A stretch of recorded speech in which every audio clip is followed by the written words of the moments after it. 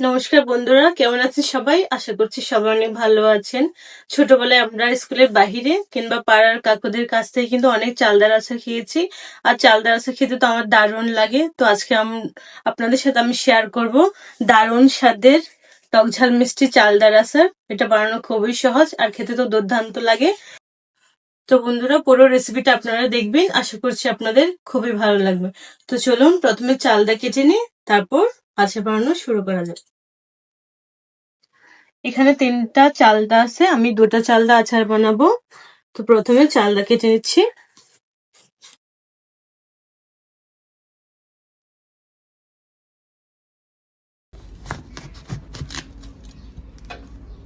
আর চালদায় তো অনেক কষ থাকে, তো আপনারা কাটার সময় একটা টিস্যু পেপার বা সুতির কাপড় রাখবেন। কেটে কেটে হাত মুছে নিতে হবে।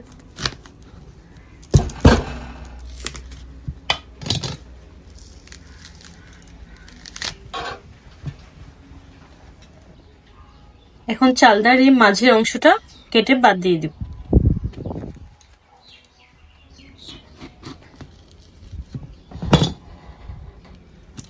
দেখুন,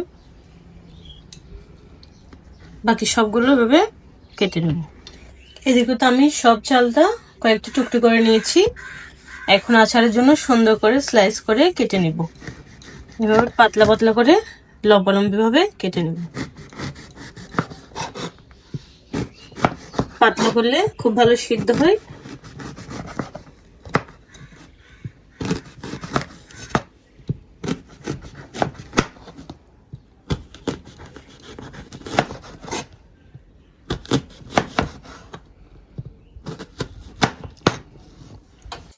সব চালটা তো আমি এভাবে স্লাইস করে কেটে নিয়েছি।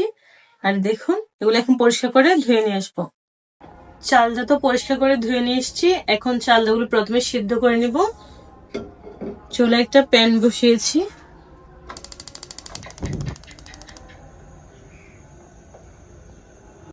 দিয়েছি পরিমাণ মতো পানি।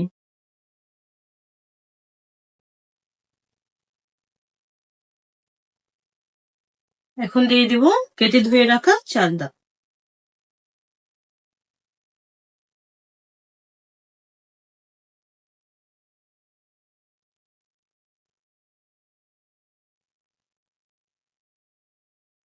এখন দিয়ে দিব সামান্য হলুদ। চালটা তাড়াতাড়ি সিদ্ধ হওয়ার জন্য দিয়েছি সামান্য লবণ। এবার সবকিছু মিশিয়ে চালটা সিদ্ধ অবধি রান্না করে নেব।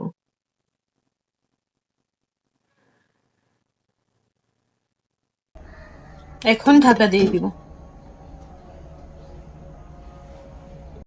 এইদিকে তো চালটা সিদ্ধ হচ্ছে, আর আমি চালটার আসার জন্য কিছু শুকনো মশলা একদিকে নিয়েছি। এখানে আছে ধনে, আর এখানে আছে মিষ্টি জিরে, সাথে আছে কয়েকটা এলাচ, তেজপাতা, আর ঝালের জন্য শুকনো মরিচ। এখন মশলাগুলো শুকনো কড়াই ভেজে নেব। প্রথমে দিয়ে দিব শুকনো মরিচ।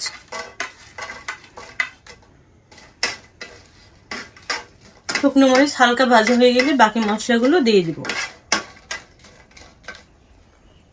দিয়ে দিচ্ছি বাকি মশলাগুলো। সবগুলো হালকা ভেজে নেব।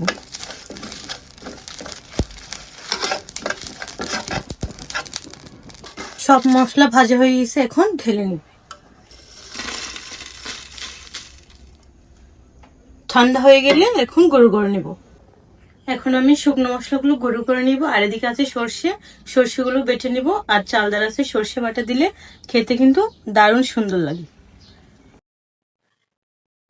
এদিকে আমাদের চালটা খুব ভালোভাবে সিদ্ধ হয়ে গেছে।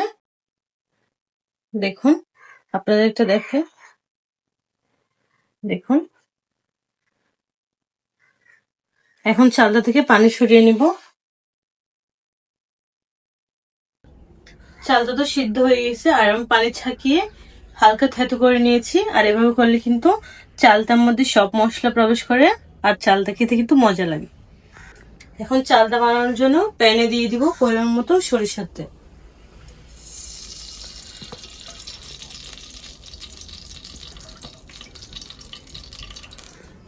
তেল গরম হয়ে গেছে, এখন দিয়ে দেবো শুকনো মরিচ, তেজপাতা, জিরে, সাথে দিয়ে দেবো গোটা রসুন আর কাঁচামরিচ। রসুন তো ভাজা হয়ে গেছে আর খুব সুন্দর একটা ঘ্রাণ বের হয়েছে। এখন দিয়ে দিব সিদ্ধ করে রাখা চালটা।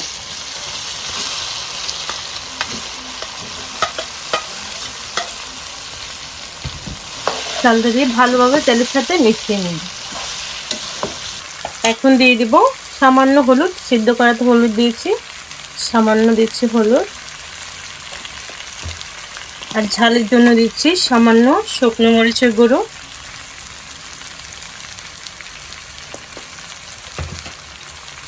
এখন সবকিছু ভালোভাবে মিশিয়ে নিন।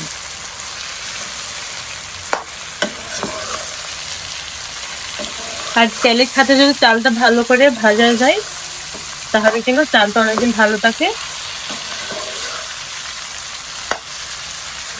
দিয়েছি সামান্য লবণ, আমি সিদ্ধ করার সময় লবণ দিয়েছি।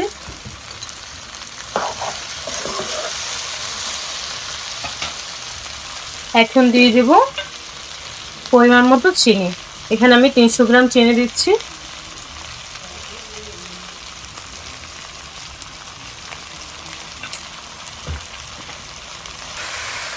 এখন শুকনো লাগছে, চিনি গলে গেলে কিন্তু অনেকটা তরল হয়ে যাবে।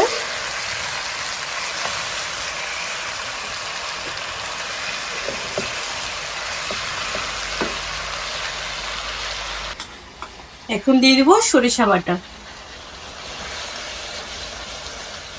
আর সরিষা বাটা দিয়ে বেশিক্ষণ কষালে তিতো হয়ে যাবে, সেই জন্য আমি মাঝখানে দিচ্ছি। আর দেখুন এদিকে আমাদের চিনি প্রায় গলে গেছে আর খুব সুন্দর কালারও চেঞ্জ হয়ে গেছে। এখন আর কিছুক্ষণ রাখলে আমাদের চালদার আচার একদম রেডি। এখন দিয়ে দিব ভিনেগার। আর ভিনেগার দিলে আচার কিন্তু অনেকদিন ভালো থাকে।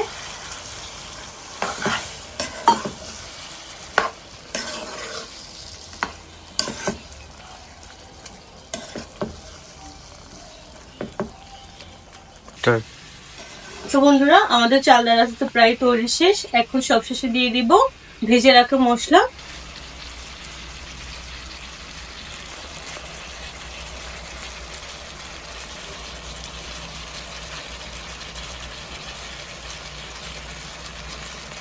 আর মশলা দেওয়ার পর এর স্বাদ বা কালার দুটোই খুব সুন্দর চেঞ্জ হয়ে যাবে। সবকিছু ভালোভাবে মিশিয়ে নেব।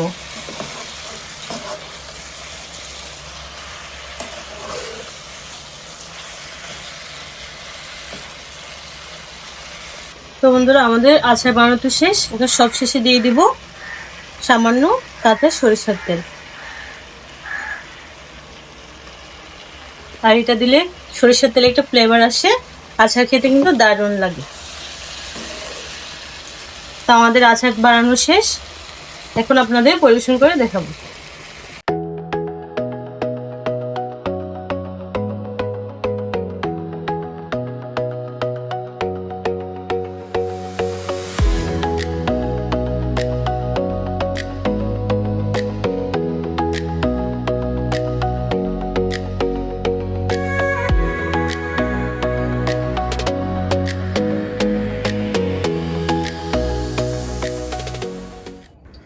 তো বন্ধুরা আচার তৈরির পর তো লোভ সামলানো যায় না, তো আমি আপনাদের একটা খেয়ে বলি।